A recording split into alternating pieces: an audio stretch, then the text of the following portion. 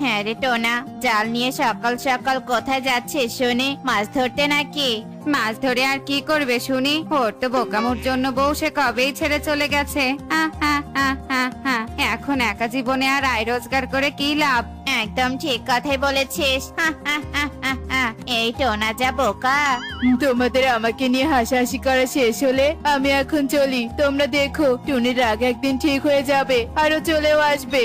টোনা পাখিদের সাথে কথা বলে মাছ ধরতে নদীতে চলে যায়।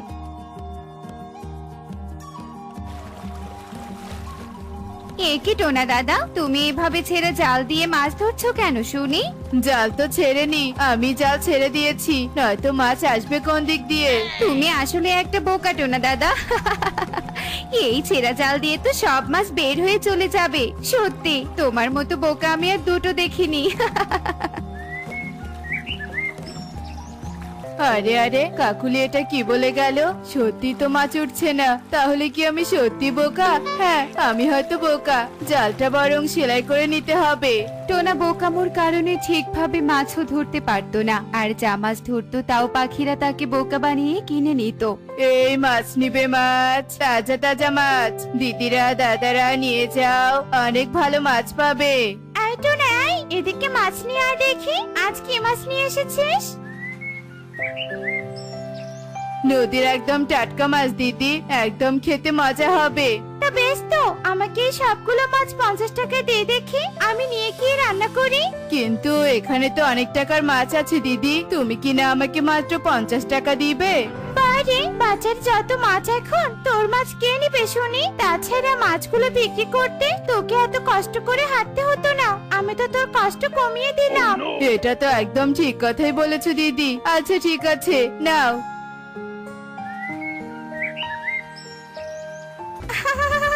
এই টোনাকে বোকা বানিয়ে অনেকগুলো মাছ হাতিয়ে নিলাম, এবার এগুলো আরামাইশ করে কদিন খাওয়া যাবে।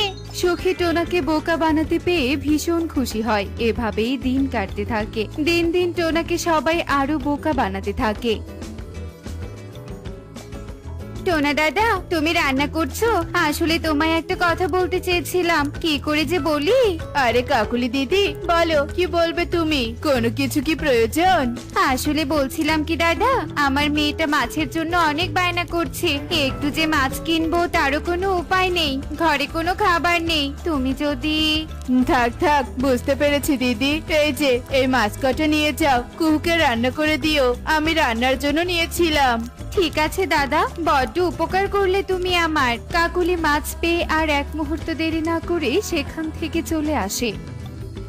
আরে কাকুলি বা,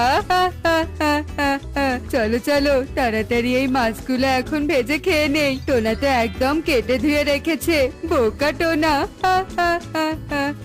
কালু কাকুলি টোনাকে এভাবে বোকা বানাতে পেয়ে ভীষণ হাসতে থাকে, কিন্তু সহজ সরল টোনা এসবের কিছুই বুঝতে পারে না। টোনা যখন যাকে পেত বিপদে সাহায্য করত।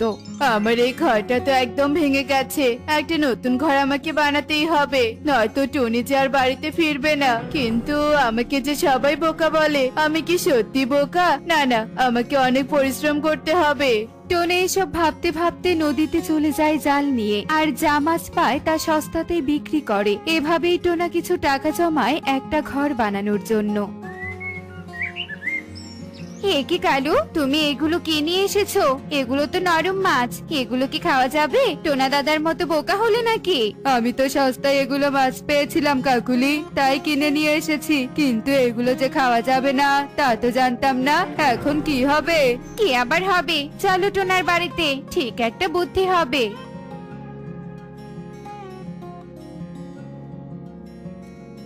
এই 1 2 3। আরে টোনা দাদা, এতগুলো টাকা গুনছো কেন? কি করবে শুনি? আসলে একটা নতুন ঘর বানাবো। জানোই তো কাকুলি দিদি, টুনি রাগ করে চলে গেছে, একটা নতুন ঘর না হলে আসবে না, তাই কষ্ট করে টাকা জমিয়েছি। এজন্যই তো তোমার জন্য একটা ইউনিক জিনিস নিয়ে এলাম। শোনো দাদা, তুমি একটা মাছের ঘর বানাও। এই নাও, তোমার জন্য মাছও এনেছি। মাছের ঘর সে আবার হয় নাকি? হ্যাঁ, হয়তো আমার একটা দূর সম্পর্কের আত্মীয় বানিয়েছে। শোনো, তুমি তো মাছ বিক্রি করো, তোমার একটা মাছের ঘর না হলে হয় নাকি? নাও তো নাও, মাছগুলো কিনে নাও। টোনা কালু কাকুলির কথায় রাজি হয়ে যায় আর পচা মাছগুলো কিনে নিয়ে একটা মাছের ঘর বানিয়ে ফেলে। এভাবেই সেই দিন কেটে যায়।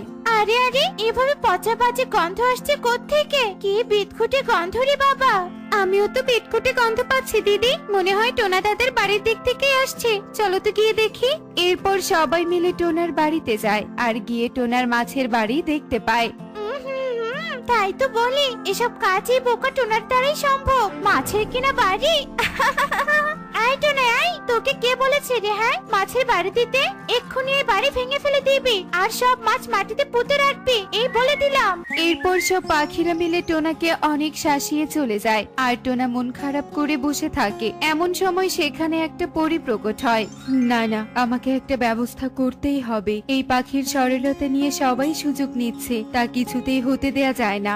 এরপর পরী জাদু করে পচা মাছগুলোকে সোনার মাছ বানিয়ে দেয় আর টোনাকে অনেক পুরস্কার দিয়ে চলে যায়। টোনা এসব দেখে ভীষণ খুশি হয়। এভাবেই সেই দিন কেটে যায়। এদিকে টোনার সোনার মাছের ঘরের কথা চারিদিকে ছড়িয়ে পড়ে আর পাখিরা দলে দলে দেখতে আসে। আরে টোনা, তোর পচা মাছের ঘর সোনার মাছের ঘর হলো কি করে? আমাকে বল দেখি। জাদু জাদু, একটা পরী এসে আমাকে এই ঘর দিয়েছে। হা হা হা হা হা। কি পরি? তাহলে তো পরি আমাদেরও পুরস্কার দিবে। চলো সবাই, আমরাও মাছের ঘর বানাবো।